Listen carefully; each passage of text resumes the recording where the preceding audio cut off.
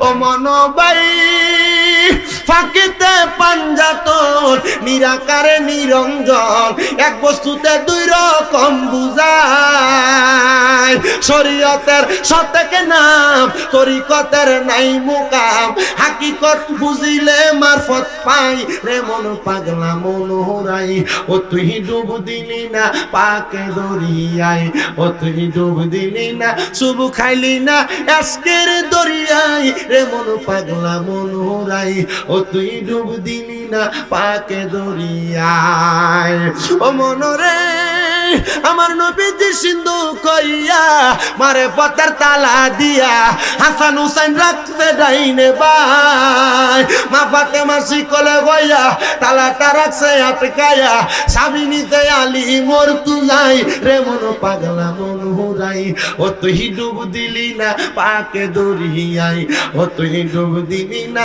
শুভ খাইলি না আজকের দরিয়ায় রে মন পাগলা মন হুরাই ও তুই ডুব দিলি না পাকে দরিয়ায় জবান বন্ধ নাই ধরে কোন আল্লাহু আকবার হে আমার বাবা আমার আল্লাহ তাআলা যে আহলে বায়াতরে পবিত্র বানাইছে আমরা যদি ওই আহলে বায়াতরে ভালোবাসি মুহাব্বত করি আমরা কিন্তু নাজাত পাইয়া যামু আমার নবীজি হাদিসে মুবারাকার মাধ্যমে জানাইয়া দেয় উম্মত আমার এই আহলে বায়াত হইল হযরত নূহ পয়গম্বরের নৌকার মতো নূহ নবীর নৌকার মতো ইয়া রাসূলুল্লাহ নবী গো আপনি আহলে বায়াতকে কেন নূহ নবীর নৌকার মতো বললেন আমার নবী ডাক দিয়া বলতেছেন উম্মত নূহ নবীর জামানায় যখন প্লাবন হইছে নূহ নবীর নৌকাতে যারা আরোহণ করছে তারা ওই প্লাবন থেকে ভূমিকম্প আর ঝড় তুফান থেকে বাঁচছে ঠিক তেমন ভাবে আমার উম্মতের মধ্যে যেই উম্মত আমি নবীর আহলে বায়াত বংশধর পাক পাঞ্জাতনরে ভালোবাসবে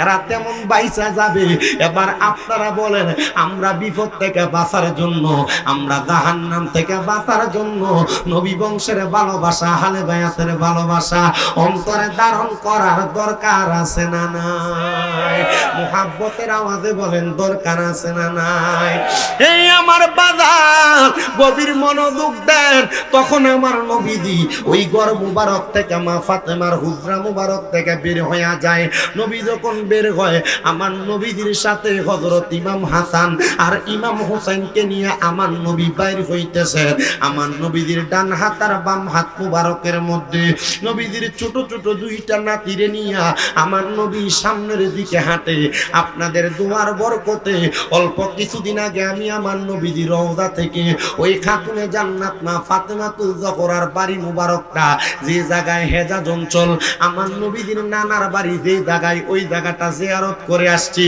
খাতুনে জান্নাত মা ফাতেমা যেই ঘরে বসবাস করতেন ওই পাথর আর মাটি ধুলাবালি দিয়া বানানো ঘরটা আমি ওখান যাওয়ার পরে দেখলাম ওই ঘরটার চারদিক দিয়া কাজ চলতেছে আমি দুইটা ওই ঘরটার ধুলাবালি গুলা আমার গায়ে লাগাইছি আমি মনে মনে চিন্তা করছি আল্লাহ নবীর পরিবারে কোনোদিন দেখছি না নবীর বংশধরে কোনোদিন দেখছি না তবে এই ধুলাবালি গুলা আমার গায়ে লাগাইয়া আমি মরার পরে বলতে পারবো মাবুদ নবীর পরিবার যেই ঘরের মধ্যে শুইছে যেই ঘরে থাকছে ওই ঘরের ধুলাবালি আমি আমার গায়ে লাগাইছি বাজানো আমার দয়াল নবী ইমাম হাসান হোসেন নিয়ে সামনের দিকে হাঁটে তো মক্কা নগরী আর মদিনা নগরীর এলাকা হেজাজ অঞ্চল থেকে মদিনা শরীফের যেই রাস্তা ওই রাস্তা তো এখন না কত সুন্দর পাকা করা আগে তো পাথরওয়ালা রাস্তা ছিল আমার নবীজির নাতিগুলা যখন হাঁটে এদের চেহারা বড় সুন্দর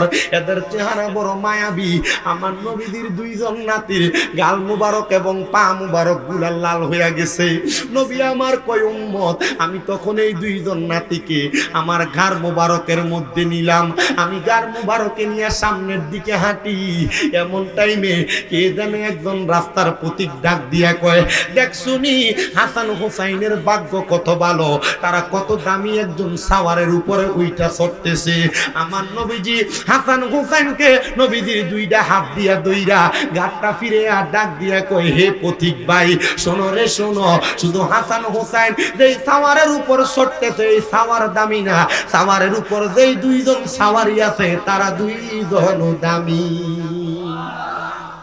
রাস্তা দিয়ে কেউ যাচ্ছে আর কি আমার নবীজি হাসান আর হুসাইন রাদিয়াল্লাহু তাআলা আনহুমা এই দুইজনকে ঘাড় মুবারকে করে হাঁটতেছে। তো ওই রাস্তার পথিক বলতেছে হাসান হুসাইনের ভাগ্য কত ভালো, তারা কত দামি সাওয়ার চড়তেছে। নবীজি ঘাড় মুবারক ফিরে বলছে শুধু সাওয়ার দামি না, সাওয়ারের উপর যে দুইজন সাওয়ারি তারও দামি। মুহাব্বতে কন্যা সুবহানাল্লাহ। আশেক বলে মা ফাতেমার নয়ন মনি হযরত আলীর জান, মা ফাতেমার নয়ন মনি হযরত আলীর জান। ইমাম হোসেন শহীদ হলো কারবালার ময়দানে, ইমাম হোসেন শহীদ হলো কারবালার ময়দান। বলেন মা ফাতেমার নয়ন মনি হযরত আলীর জান, মা ফাতেমার নয়ন মনি হযরত আলীর জান। ইমাম হোসেন শহীদ হলো কারবালার ময়দানে। দয়াল নবীর জবানে কারবালার বয়ানে আওলাদে রাসূল শহীদ হবে হাদিসে প্রমাণ। ইমাম হোসেন শহীদ হলো কারবালার ময়দানে, ইমাম হোসেন শহীদ হলো কারবালার ময়দানে। ঈদের দিনে নতুন পোশাক পরলো সকলে, হাসান হোসেন কান্দে নানা পোশাক দাও বলে। দয়াল নবী করলো দোয়া ও গো রাব্বানা, জান্নাত থেকে কুদরতেরই পোশাক পাঠাও না। লাল সবুজের সেই পোশাকে কারবালার ঈশান, লাল সবুজের সেই পোশাকে কারবালার ঈশান। ইমাম হোসেন শহীদ হলো কারবালার ময়দানে, ইমাম হোসেন শহীদ হলো কারবালার ময়দানে। লাল রঙের পোশাক হতে মাটি নিল হাতে, সেই মাটির কাহিনী হবে হোসাইনের সাথে। সিমর যখন করবে জবাই নিজের হাতে, মাটি রক্ত মিলবে সে তাই কারবালার সাথে। হোসাইনের শাহাদাত ইলমে গায়েবের প্রমাণ, হোসাইনের শাহাদাত ইলমে গায়েবের প্রমাণ। ইমাম হোসেন শহীদ হলো কারবালার ময়দানে, ইমাম হোসেন শহীদ হলো কারবালার ময়দান। বলেন না মা ফাতেমার নয়নে মনি হযরত আলীর, বলেন মা ফাতেমার নয়নে মনি হযরত আলীর আনে। ইমাম হোসেন শহীদ হলো কারবালার ময়দান। মারহাবা কোন মারহাবা। এলাকায় যে আহলে বায়াতের পাগল আছে দেখছেন নি, আহলে বায়াতের শানে আলোচনা করার কারণে হাদিয়া দিছে ইমরান ভাই নি, ফুসকা বাড়ির মালিক ইমরান ভাই ফাটাইছে আহলে বায়াতের শানে বয়ান করলে দেখছেন নি।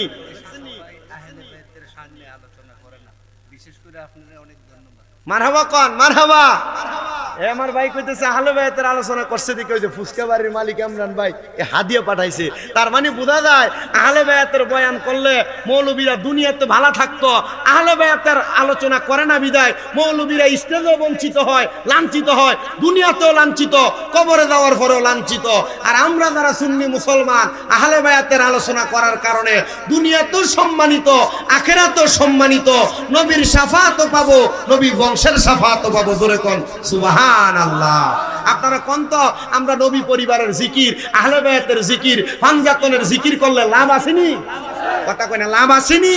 একটু মুহাব্বতে কোন মা ফাতেমার নয়নে মনি হযরত আলীর জান। বলেন মা ফাতেমার নয়নে মনি হযরত আলীর জান। ইমাম হোসেন শহীদ হলো কারবালার ময়দানে, ইমাম হোসেন শহীদ হলো কারবালার ময়দানে। নবীর আওলাদে নূহের কিস্তি নবীজির বয়ান, আবু যর গিফারি হাদিসে প্রমাণ। নবীর আওলাদে নূহের কিস্তি নবীজির বয়ান, আবু যর গিফারি হাদিসে প্রমাণ। জীবনে দিবে ইমান পাবে সুন্নিদের পথে, জান্নাতে তোর জায়গা হবে হোসাইনের সাথে। সুন্নি জনতা গ্রহণ করো নবীজির আহ্বান, সুন্নি জনতা গ্রহণ করো নবীজির আহ্বান।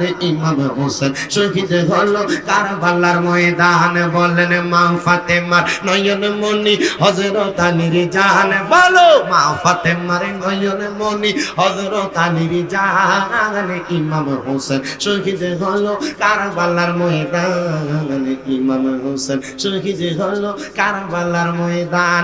একটা জবানও বন্ধ রাখবেন না, চিৎকার মেরে বলেন ইয়া হুসাইন। আমার দয়াল নবী ডাক দিয়া কয় এ পথিক, শুধু সাওয়ার দামি না, সাওয়ারের উপর যেই দুইজন সাওয়ারি তারাও দামি।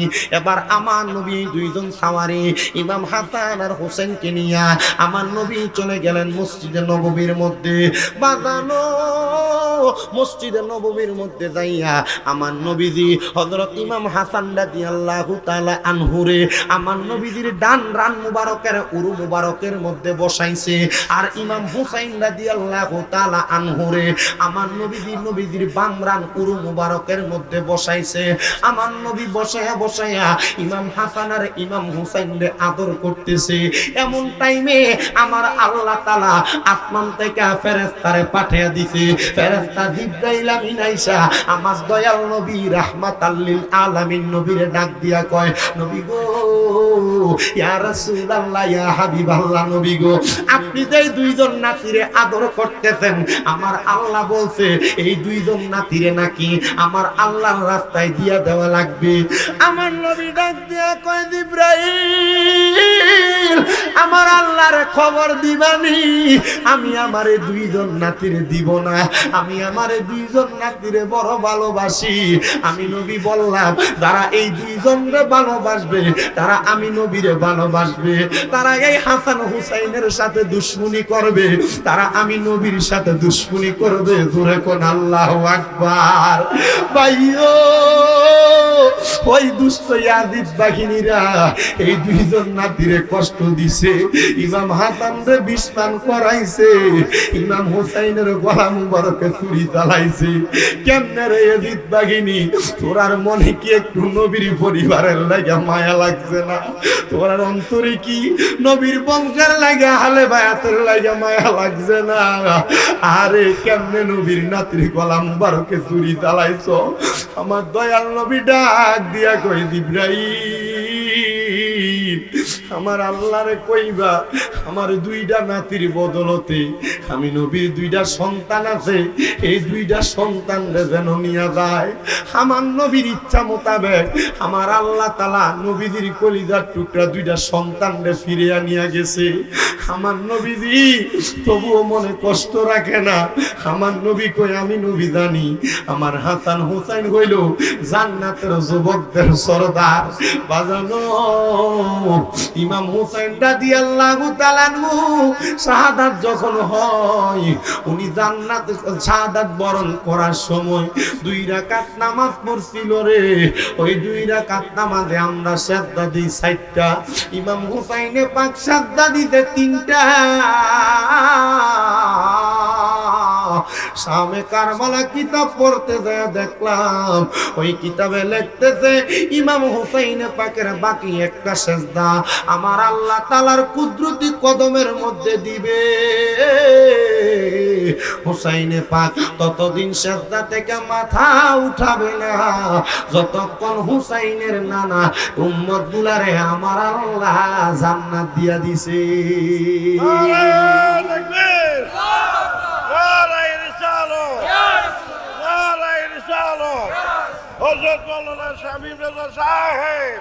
সবাই ধরে কন্যা মারহাবা।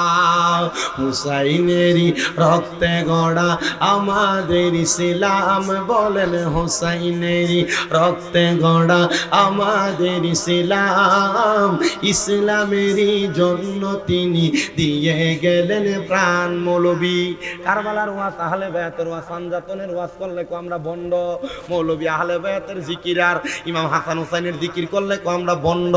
আর ইমাম হুসাইন যদি রক্ত দিয়া ইসলাম দ্বারা জিন্দা করে না দিয়া যাইতো তাহলে কোন নামাজ পড়তা? এদিক যেমনে নামাজ পড়ছে এমনি নামাজ পড়তা।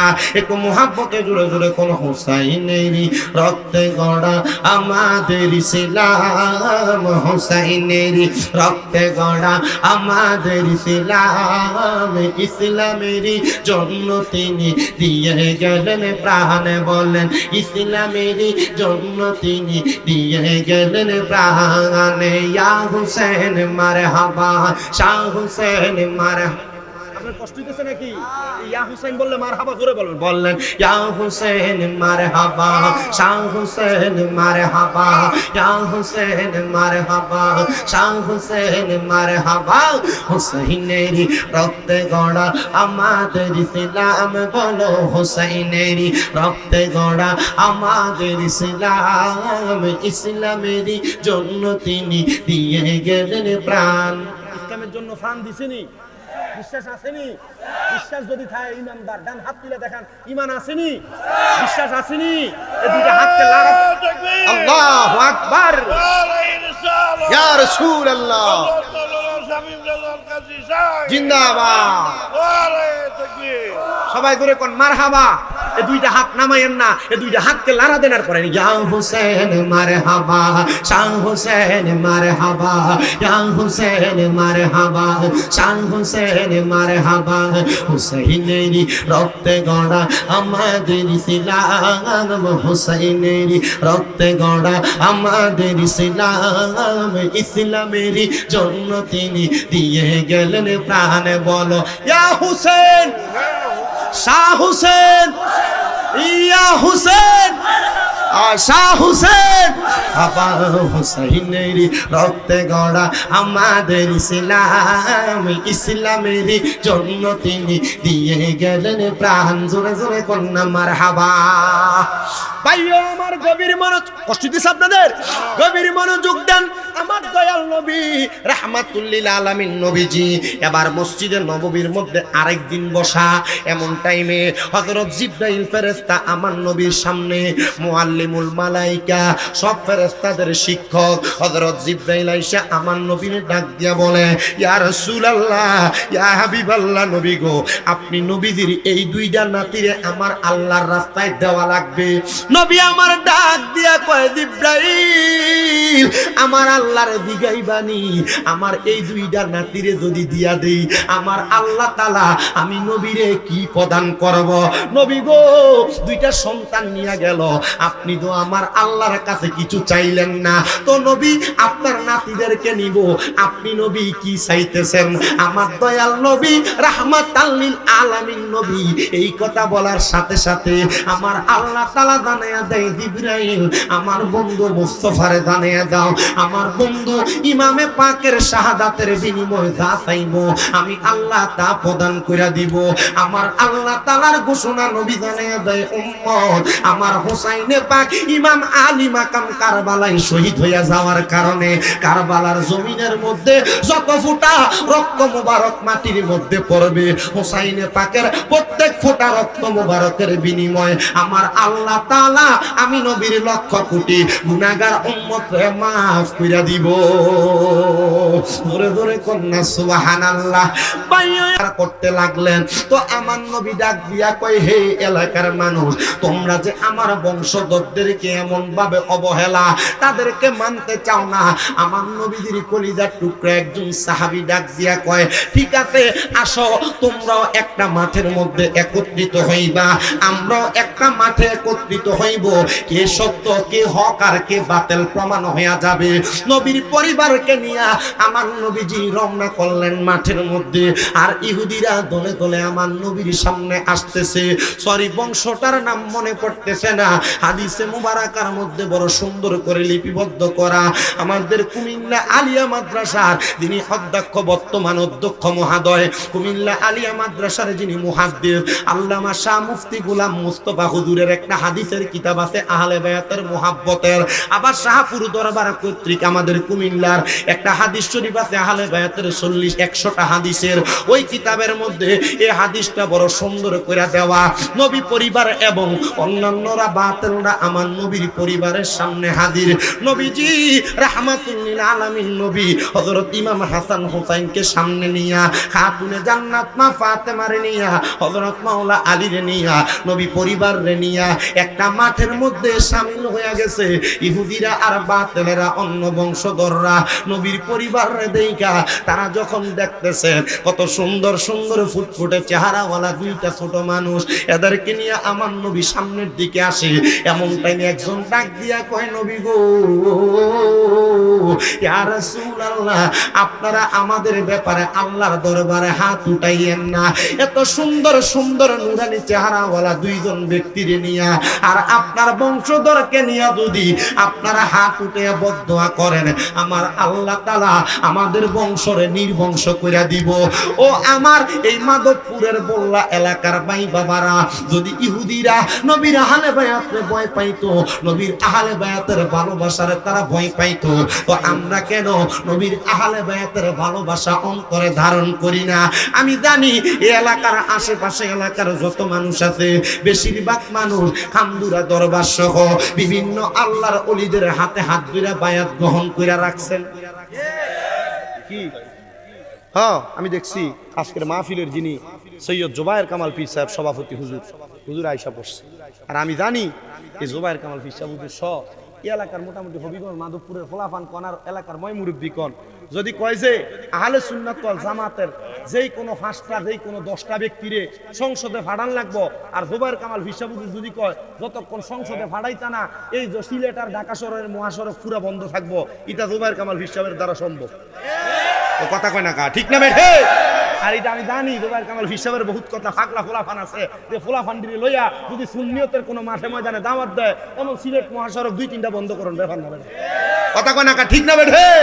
তাহলে আমরা যারা নবীর আশেক আছি, শুধু খানদুরা দরবার না, যেই কোনো দরবারের হন না কেন, নবীর পরিবার, নবীর আহলে বায়াত, আল্লাহর কোরআন রসুলের ইজ্জতের চাদর ধইরা কেউ যদি কখনো টানাটানি করে, এদেরকে বাংলার সমাজে আর বাংলার আইনে শাস্তি দেওয়ার জন্য আমরা সবাই মাঠে নামতে আহলে বায়াতের জিকির, নবী পরিবারের জিকির, পাঞ্জাতনের জিকির চলবনি মুরব্বী? চলতাছে আর চালাইয়া রাখছে। মারহাবা, জোরে কোন বেটা। আমার কি সময় শেষ হয়ে গেছে গা? আপনারা কি আসেননি আর কতক্ষণ?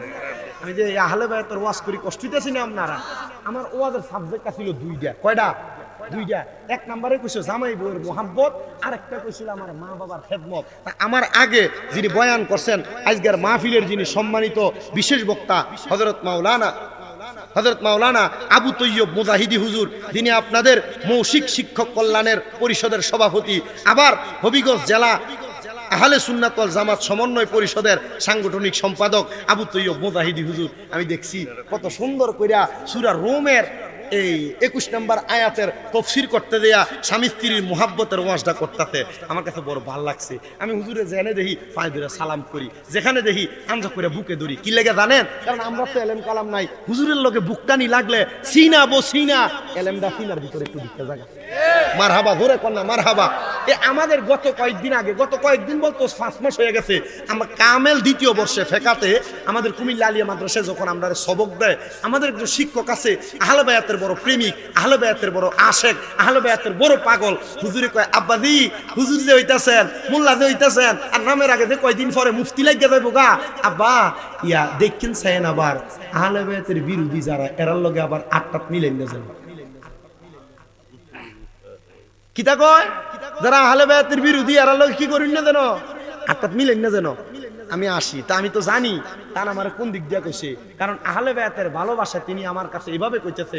আমরা যেই দিন তিরমিজি শরীফের দরজ দেয়, হুজুর দরজ দেওয়ার সময় হুজুর কাঁদতাছে, কান্দে। আর আমি কইতে, হুজুর কান্দেন কে লেগে? আমার খুব আদর করে, অনেক মহব্বত করে।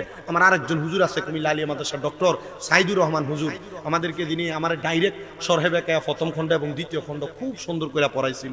হুজুর আমার একদিন কইছে, আব্বাজি দুনিয়াতে চলাফেরা করেন ভালো কথা, ওয়াজ মাহফিল করেন ভালো কথা, মানুষ এখন ওয়াজ মাহফিলের ময়দানে কেমন জানি উলুটপালট চলাফেরা করে, কেমন জানি থাকে। তবে এতটুক মহাব্বত অন্তরে রাখেন, আল্লাহ নবীর প্রেম, নবীর শানে যেন দুশ্মনির কোনো কথা আপনারা মুখে দিয়া না আসে, আর আহলে বায়াতের দুশ্মনির কোনো কথা যেন মুখে দিয়া না আসে। আমার হুজুর কয় যে এটা যদি আপনি ঠিক রাখেন, দুনিয়াতে যত রকমের মুসিবত বিপদ আয়ুক না কেন, এই আহলে বায়াত আর নবীর প্রেমটা থাকলে ওই বিপদ থেকে উদ্ধার আল্লাহ করে দিবে। কথা কই না কেরে, ঠিক না বেঠি? তা আল্লাহ যদি বিপদ থেকে উদ্ধার করে, আমরা কোনো টেনশন আছে? চিন্তা আছে? আমরা চেষ্টা করব আমাদের বয়ানের ধারাবাহিকতা বজায় রাখতে। তো হুজুর যেহেতু আবু তৈয়ব মুজাহিদি হুজুর স্বামী স্ত্রীর মোহাব্বতের ওয়াজ করছে, তো ঘরে আহনের সময় আমি কইলাম আমার বিষয়টা কিতা? হুজুর তো ইতা ওয়াজ করছে, এখন কও। আমার কইতাছে আহলে বায়াতের ওয়াজটা আর মা বাবার খেদমতের ওয়াজটা কইলেন। তা আপনারা যে আমার কাছে বসছেন, আমি এখানে বসছি 1.5 ঘন্টা হয়ে গেছে। এই সময়টাতে আমি আপনার কাছে কথা বলছি, আপনারা কোন এই কথা অনুযায়ী আহলে বায়াতের মোহাব্বত যদি আপনারা রাখেন, আর আমার পর্দার আড়ালের মা বোনরা যদি খাতুনে জান্নাত মা ফাতেমারে ভালোবাসে, আহলে বায়াতরে ভালোবাসে, মা ফাতেমার লগে জান্নাতে যাওয়া সম্ভব নি? কথা কই না রে, সম্ভব নি? আমার আম্মা জি, আপনারা যারা শুনতেছেন, আমি আমার খুতবার ভিতরে একটা হাদিস পড়ছি, আল ফাতেমাতু সাইয়্যিদাতুন নিসাই আহলিল জান্নাহ। মা ফাতেমা হলো জান্নাতের মহিলাদের সরদারিনী। আম্মু, আপনারা যারা শুনতেছেন পর্দার আড়ালে, মা খাতুনে জান্নাত মা ফাতেমাতু জহরা যদি জান্নাতের মহিলাদের সরদারিনী হয়, আর আপনারা যদি ওই মা ফাতেমার লগে জান্নাতে যাইতে চান, আপনারা কি জামাইরে তুইটাই কইরা কথা কইলে হইব? আপনার কি জামাই কোনো কিছুর জন্য হারা দিলে আর ডাক দিলে আপনারা কি জামাইয়ের কথা ফালাই দিলে হইব? আপনারা কি বেফরদা চললে মা ফাতেমার লগে জান্নাতে যেতে পারবেন? তা আপনি তো বেডি মা ফাতেমার লগে জান্নাতে যাইবেন, এটা দূরের কথা। আপনি যেভাবে জামাইয়ের কথা না শুননা বেফরদা চলেন, মাধবপুর বাজারটা মনে হয় এবেডি যেমন চিনে, এবেডির 14 গোষ্ঠী এমন চিনে। এবারে বেফরদা ঘুরতে ঘুরতে দায়ুস হয়ে গেছে গা। বেফরদা চলতে চলতে জামাইয়ের কোনো কথাই শোনে না। জামাই যদি কোনো কথা কয়, জামাইয়ের কথাটারে মেলা মেরে ফালাই দেয়, আর নসেদ খাটের উপরে ঘুমাইতে গেলে অন্যদিকে ফিরে ঘুরতে থাকে। কথা কই না কে রে? মা, আপনার কাছে কই গো মা, জামাইয়ের মনে যদি কষ্ট দেন, নিজের স্বামীর মনে কষ্ট দেন, স্বামীর আদেশ যদি না মানেন, আল্লাহর নবী কয় কোনো মহিলা কখনো তার স্বামীর অনুমতি ছাড়া বাবার বাড়িতেও যাইতে পারবে না। আর এবেডি মাধবপুর বাজার ফুরাটা ঘুরে। কথা তো জোরে কয় না, ঠিক না? ঠিক। স্বামীর আদেশ ছাড়া তুমি ঘর থেকে বাইরে হইতে পারবা না। আর তুমি প্রত্যেক সময় ওই কি জানি কই নাই, এই যে কিতা না ফুসকা না খাইলে না, এটা কইলে পরে আবার আপনারা বেরিয়ে ফুসকা প্রত্যেক সপ্তাহে একবার না খাইতে গেলে এটার মাথা ঠিক থাকে না। কথা কয় না তো বেটা, ঠিক না বেঠে? এই জন্য আমি আমার মা বোনদেরা কইতেছি, আম্মা আপনারা জামাইয়ের কথার অমান্য হইয়েন না, বেফরদা চইলেন না, নামাজ ছাইরেন না, রোজা ছাইরেন না, ফুসকার নাম দিয়া যাইয়া দেবরের লগে আর বাহিরের বেড়াইনের লগে কথা কইয়েন না। বহুত বিদেশিরা প্রবাস থেকে কল দিয়া কয়, হুজুর আমরার বউরার ব্যাপারে একটু কথা কইয়েন। হুজুর বিদেশ থাকি কাজ কাম করি, ঘুমাইও শান্তি পাই না, কারণ বউরে কোনো কথা কইলে বউ শোনেন।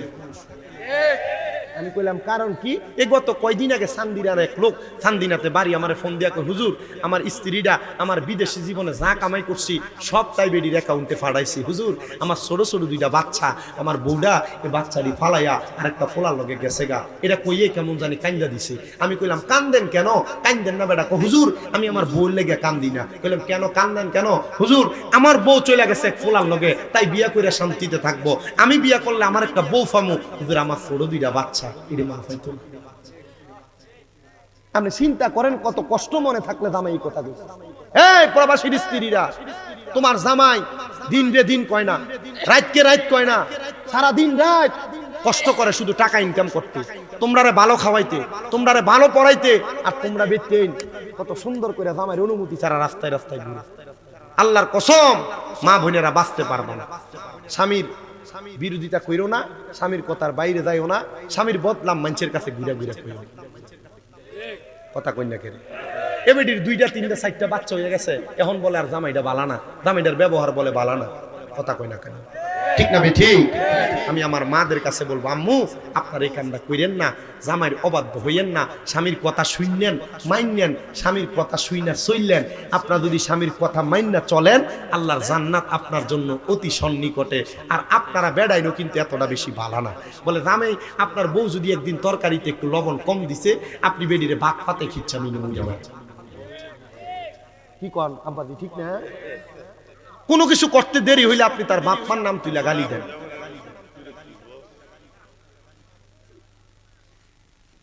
মা বাপের নাম তুললে গালি দেয় এমন বেড়াই তো বললা এলাকায় আসেনি? আল্লাহর তো নাই বলে অভাব নাই কইছে।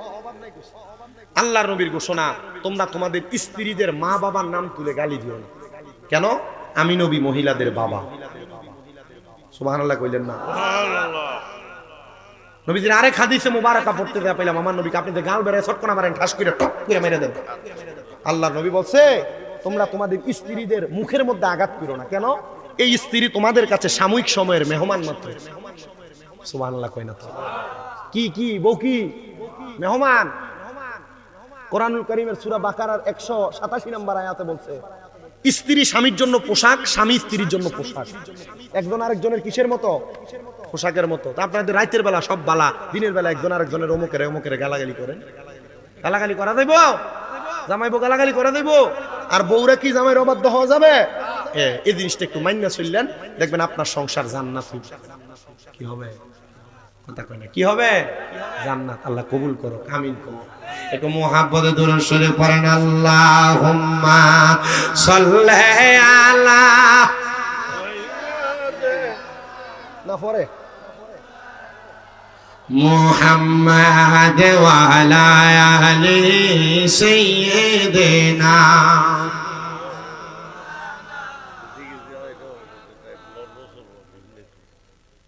আমার হুজুরে বারবার বয়ে বয়ে কইতাছে যে জিকির কদ্দুর করতাম। আজকে যতটুক করছে আহলে বায়াতের ওয়াজ একটুকে ঠিক আছে, হুজুরে লই আইবো, এর ভিতর আমার ওয়াজ শেষ হবো। একটু মুহাব্বতে জিকির করেন, আল্লাহ আল্লাহ আল্লাহ আল্লাহ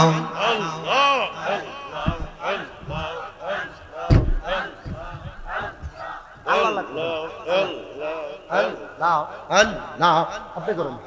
আল্লাহ আল্লাহ আল্লাহ আল্লাহ দয়াল নবী তুমি গুণময়ী মারহাবা।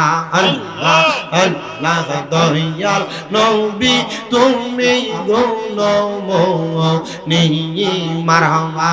আল্লাহ আল্লাহ পাপি তাপি উদ্ধারিতে গো নবী সাজদায় থাকবেন পরি গো নবী দয়াল নবী তুমি গুণময়ী মারহাবা। আল্লাহ জবানটা খুইলা আল্লাহর ডাকে শরম নাই। আল্লাহ দয়াল নবী তুমি গুণময়ী মারহাবা। আল্লাহ আল্লাহ কাউসারের মালিক আপনি, কাউসার ফিলাইবা কাউসারের মালিক নবী, কাউসার ফিলাইবা ফাফি তাফি উদ্দারিতা গো নবী সাজদাতে পড়িবা গো নবী দয়াল নবী তুমি গুণময়ী মারহাবা। আল্লাহ দয়াল নবী তুমি গুণময়ী মারহাবা। আল্লাহ আল্লাহ জান্নাতের মালিক আপনি, জান্নাত পিলাইবা মারহাবা। আল্লাহ আল্লাহ পাপী উম্মত উদ্ধারিতে গো নবী সাজদাতে পড়িবা গো নবী দয়াল নবী তুমি গুণময়ী মারহাবা। আল্লাহ আল্লাহ তোমায় ডাক দিলে বলার পানে চাইও রে ও প্রাণের মুর্শিদ রে ধীরে ধীরে ফিরে ফিরে চাইও রে তুমি ধীরে ধীরে ফিরে ফিরে চাইও রে মারহাবা। আল্লাহ আল্লাহ চন্দ্র রাইতে আইসো গো মুর্শিদ চাঁদের বাহার তুমি তোমার গলায় দিব আমরা প্রেমের একটা মারহাবা তোমার আত্মাতে আত্মা মিশাইয়া রাঙাই গো গো তোমার আত্মাতে আত্মা মিশাইয়া রাঙাই গো গো ও প্রাণের মুর্শিদ তুমি ধীরে ধীরে ফিরে ফিরে চাঙা আইয়ো গো মারহাবা আল্লাহ আল্লাহ লাল বলো নীল বলো কত রঙের শাড়ি সাজবিদায়ে পরাই দিব সাদা মার্কি শাড়ি মারহাবা আল্লাহ আল্লাহ লাল বলো নীল বলো কত রঙের শাড়ি সাজবিদায়ে পরাই দিব সাদা মার্কি শাড়ি মারহাবা আল্লাহ আল্লাহ ওই দিন কিন্তু নূরের নবী আগাইব রে ও প্রাণের মুর্শিদ গো তুমি ধীরে ধীরে ফিরে ফিরে চাইও রে মারহাবা আল্লাহ আল্লাহ লা ইলাহা ইল্লাল্লাহু মুহাম্মাদুর রাসূলুল্লাহ সাল্লাল্লাহু আলাইহি ওয়াসাল্লাম। একটা জবানও বন্ধ রাখবেন না, জবানটা ছেড়ে দিয়ে উচ্চ কণ্ঠে জোরে জোরে কোন আল্লাহু আকবার। আমার বাইরে বাবারা এবার আসেন, আমি আমার ওয়াদের দ্বিতীয় ধাপের মধ্যে চলে যাই। আমার বলছে মা বাবার খেদমতের উপরে একটু কথা বলার জন্য আমি আল্লাহর কোরআন থেকে আপনাদের কাছে ছোট্ট একটা আয়াতের অংশ তেলাওয়াত করেছি, যেখানে আমার আল্লাহ তাআলা বলছে ওয়াবুদুল্লাহা ওয়ালা তুশরিকু বিহি শাইআন ওয়া বিল ওয়ালিদাইনি ইহসানা। আমার আল্লাহ কয় বান্দা তোমরা আমি আল্লাহর ইবাদত করো এবং কোনো কিছুর মধ্যে আমি আল্লাহর সাথে শিরিক করবা না, এবং তোমরা তোমাদের মা বাবার খেদমত করো। জোরে কোন সুবহানাল্লাহ। মানে মা বাবার প্রতি ইহসান করো, মা বাবার প্রতি ইহসান করো। এ মুসলমান, এ নবীর উম্মতের দলেরা একটু অন্তরের কানটা লাগিয়ে বয়ানটা শ্রবণ করার চেষ্টা করবেন।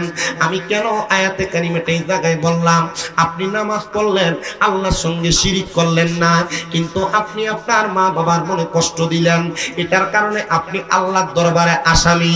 আবার আপনি আপনার মা বাবার খেদমত করলেন, নামাজ পড়লেন না, আপনি আল্লাহর সঙ্গে শিরিকও করলেন না, মা বাবার খেদমতটা ঠিক রাখলেন, নামাজ পড়লেন না, এমন ইবাদতকারী বান্দা কিন্তু আল্লাহর কাছে বড় আসামি হয়ে যাবে।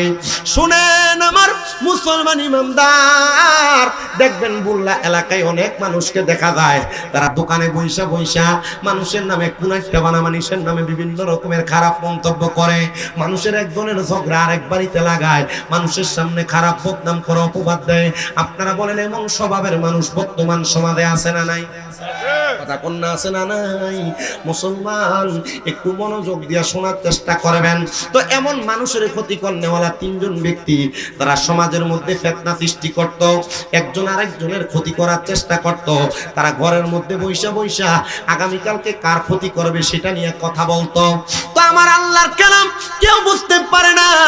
আমার আল্লাহ তারা যখন দুনিয়ার জমিনে কোনো কাজ করে, ওই কাজটার মাধ্যমে দুনিয়ার বান্দারে বড় কঠিন পরীক্ষায় ফালায়া দেয়। তো তারা যখন মানুষের ব্যাপারে বাজে বদনাম বাজে কথা বলতো, আমার আল্লাহ তাআলা জানায়া দেয় বান্দা তোমরা চিন্তা করো না, ওমা কারু ওমা কারাল্লাহ আল্লাহু খায়রুল মাকিরিন। আমার আল্লাহ তাআলার পরিকল্পনার উপর কারোর পরিকল্পনা হতে পারে না। জোরে কোন মারহাবা, আর জবান খুলে জোরে কোন না মারহাবা।